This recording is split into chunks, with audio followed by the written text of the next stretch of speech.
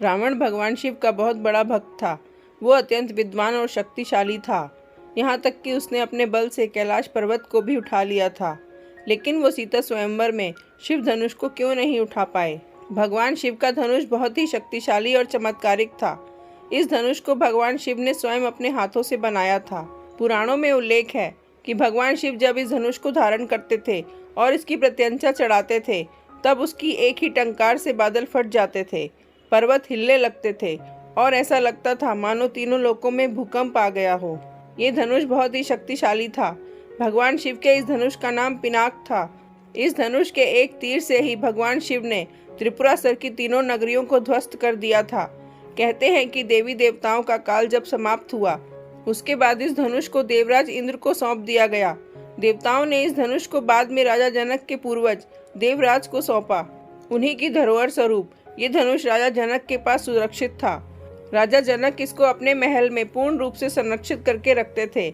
उनके इस विशालकाय धनुष को कोई भी उठाने की क्षमता नहीं रखता था, लेकिन भगवान राम ने इसे उठाकर इसकी प्रत्यंचा चढ़ाई और उसे एक झटके में तोड़ दिया। एक बार अचानक बाल्यावस्था में देवी सीता ने खेल खेल में उस धनुष को उठा लिया, जिसको देखकर राजा जनक आश्चर्यचकित हो गए। उन्होंने मन ही मन प्रतिज्ञा कर ली कि सीता का विवाह उसी से होगा जो इस धनुष को उठाकर इस पर प्रत्यंचा चढ़ाएगा। चूंकि शिव धनुष को उठाने के लिए शक्ति की आवश्यकता नहीं थी, बल्कि इसको उठाने के लिए निरहंकार और प्रेम की आवश्यकता थी। श्री रामचरितमानस में एक चौपाई आती है, उठहु राम भजहु भव चापा, मेटहु तात जनक परितापा।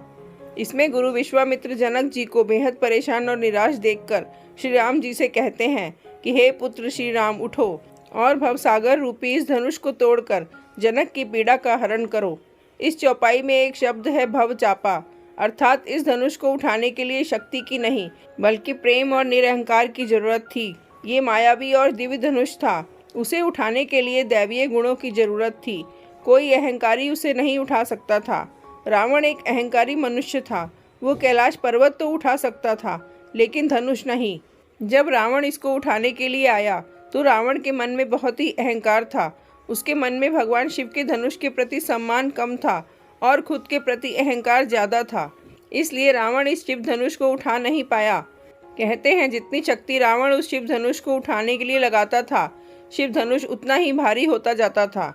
रावण के द्वारा उसको हिला भी नहीं पाया गया। वहाँ सभी राजा अपनी शक्ति और अहंकार से हारे थे। जब प्रभु श्री राम की बारी आई तो वे जानते थे कि ये कोई साधारण धनुष नहीं, बल्कि भगवान शिव जी का धनुष है। इसलिए सबसे पहले उन्होंने धनुष को प्रणाम किया और फिर उन्होंने धनुष की परिक्रमा की और उसे संपूर्ण सम्मान दिया। प्रभु श्री राम की विनयशीलता और निर्मलता के समक्ष धनुष का भारीपन स्वतः ही तिरोहित हो गया और उन्होंने उस धनुष को प्रेम पूर्वक उठाया और उसकी प्रत्यंचा चढ़ाई और उसे झुकाते ही धनुष खुद ब खुद टूट गया।